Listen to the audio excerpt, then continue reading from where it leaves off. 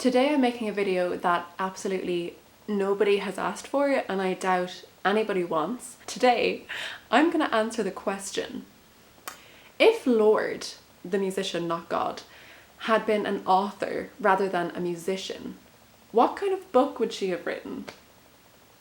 Am I right, guys?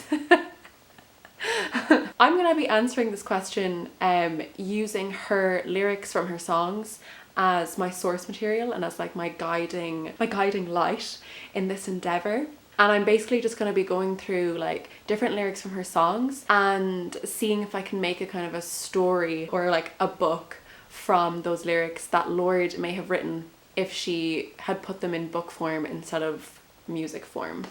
Okay, so before I go into, actually looking at the lyrics and the content of the book, I'm going to give some kind of like background, contextual details for what this book would kind of look like. So first of all, what genre would it be? Like, what genre are we talking here? So if you know Lorde's music at all, like if you listen to her at all, I think this is a pretty obvious answer. And for me, the kind of book that she would write would be a young adult, contemporary, coming of age, first and young love kind of story. Is that a genre? I don't know, there was a lot of words there, but like a young adult contemporary novel. So that's the genre we're going with. In terms of my vision for this story, so imagine with me, right? We've got two characters and one of them is our main protagonist. And both of these characters live in a small town, maybe in New Zealand, just because that's where Lorde is from. But regardless, they're from a small town and they're both in like their final year of secondary school or high school. So that would make them about 18 years old. And these two characters meet when they're in secondary school, when they're both living in this same town, and they fall in love. And it's beautiful, right? But then once they kind of finish secondary school and they're figuring out what they're going to do next with their lives, they have to then come to terms with what's going to happen to their relationship. So that's my vision for this story, guys. I think this is the kind of thing that Lorde would write. Okay, so before we kind of get into the detail of how Lorde would tell that story, one more thing I want to say from the outset is that I think a lot of good books have a kind of literary device or a hook that lets you get to know these characters better, or it gives you kind of a thread to follow throughout the story. So I think the literary device or the recurring theme that we would see in this book would be cars, or vehicles in general, or like transport in general, but specifically cars. And I know that sounds so random and weird, but if you listen to Lorde's lyrics, she has so many lyrics about cars and vehicles in general. Like, it's kind of a fixation for her. So that's going to be the kind of recurring theme throughout this book that I have found from her lyrics. Okay, so scene is all set.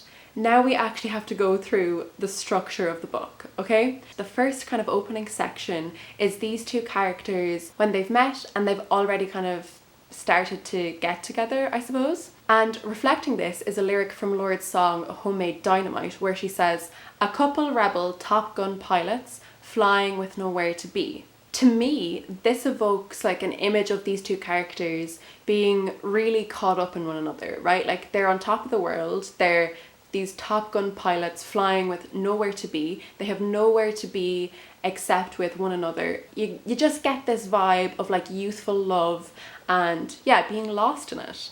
So that's our first kind of scene and our first lyric. From there we go on to a lyric from a song called A World Alone, where Lorde says, "I feel grown up with you in your car."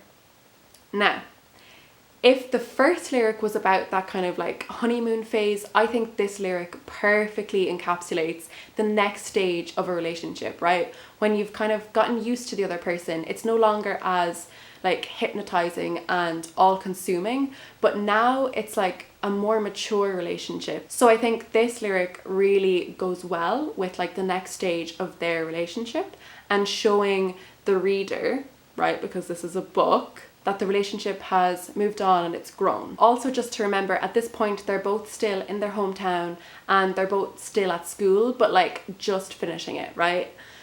So from there we go on to the next lyric, which is from Tennis Court, where Lorde says, pretty soon I'll be getting on my first plane. Now this is where the conflict is introduced, guys, because, right, as I say, they're finishing secondary school, they're wondering, what am I going to do next? And then we get this lyric, pretty soon I'll be getting on my first plane. So what that says to me is, one of these characters, probably our protagonist, is about to move away from this small town, their hometown, maybe for college, maybe for a job, maybe to go traveling. But they're getting on a plane and they're going somewhere. And this introduces conflict in the relationship, right? This is going to be the first time that these two characters are away from each other in their relationship. And you get this sense of impending conflict between the two of them about how this move is going to affect their relationship, okay? So we have the conflict. Guys, it's kicking off. So we've got this new difficulty that's been introduced for these two characters. And I think this difficulty is perfectly summed up by a lyric from Lorde's song Ribs, where she says, "This dream isn't feeling sweet. We're reeling through the midnight streets. I've never felt more alone. Feels so scary, getting old." It's this whole idea of grappling with growing up and how amazing that can be, but also how difficult it can be to go through that change and for it to affect everything that you've like built up around you. Okay, next lyric is from a song called Glory and Gore, where Lorde says, "We're slipping off the course that we prepared." Again, right? You get this idea that when they were in like the height of their relationship, these two characters had envisioned their life together. They had made plans for the future, but now they have to deal with the fact that maybe the plans that they made aren't going to come true anymore. So they're slipping off the course that they prepared. So this all then culminates in a lyric from a song called Hard Feelings / Loveless, where Lorde says, "'Cause I remember the rush when forever was us, before all of the winds of regret and mistrust. Now we sit in your car and our love is a ghost. Well, I guess I should go. Yeah, I guess I should go." Guys, they're breaking up. This is the breakup scene. Okay, there are two things that are particularly of note from this lyric. The first one is that Lorde says, "I remember the rush when forever was us." This to me harks back to what we were just talking about in Glory and Gore. That lyric of, "We're slipping off the course that we prepared." And now they're realizing, you know, I remember the rush when we thought forever was us. And now it's like, yeah, forever isn't us anymore. That's not what's in the cards for us. The second thing to note from this lyric is the part where she says, "Now we sit in your car and our love is a ghost." This part harks back to the earlier part where I was talking about how their relationship had matured and they were really comfortable with each other. And I thought that the lyric that encapsulated that was, "I feel grown up with you in your car." But now it's, "We sit in your car and our love is a ghost." So the love that they had, the relationship that they had, it's a ghost of what it once was. And you see the car imagery is strong with this one. Like the cars are just everywhere, guys. So they're in this car, they're breaking up. This is like the pinnacle, this is the climax of this book, okay? The next section of the book would be the fallout of the relationship, okay? And the first kind of reaction that anyone has to the ending of a relationship is to just be really upset, naturally. And being upset involves a lot of crying. And this is perfectly encapsulated by Liability, where Lorde says, "Baby really hurt me, crying in a taxi." So there we go, she's hurt, she's crying. This is our protagonist, like she's devastated by the ending of this relationship. And note that she is crying in a car. It's a taxi, right? She's crying in a car. And what's so good here is that it's like, we've been talking about her being in her lover's car for these other sections, but now she's in a stranger's car, right? She's in a taxi, she's not in his car anymore. So with the next section of this story or this book, we skip on in time a little bit. The characters have had time to grieve their loss and our protagonist has moved away, right? So we remember that the whole conflict was that she was saying, "Pretty soon I'll be getting on my first plane." So she's done that. She's moved to wherever she was moving. Time has passed and now she's experiencing the next step in kind of moving on from this relationship. And that next step is summed up in White Teeth Teens by Lorde, where she says, "The notes from my admirers fill the dashboard."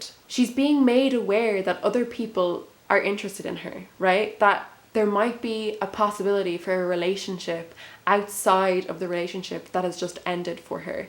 And now we're in the final section of the book, right? This is the resolution. This is the end. It's the conclusion. We have this lyric from Green Light where Lorde says, "I do my makeup in somebody else's car." So the whole idea here is that the protagonist has officially moved on. She is in a new relationship and she is doing her makeup in somebody else's car. And that just means we have come full circle, right? We had this imagery at the beginning of her feeling grown up in her first lover's car. Then we had the conflict being introduced, and then the breakup, where they're in the car and their love is a ghost. But now she's in a new relationship and she's doing her makeup in somebody else's car. And she's now getting used to this new car and this new relationship that she has. So, oh my god, what have I just said? So that's the book that I think Lorde would have written if she had channeled her lyric writing into book writing. I want to thank Lorde for her lyrics, for her inspiration for this idea and this video. And I think I'll leave it there because this has been a strange enough video without me saying anything else. Thank you for watching and goodbye.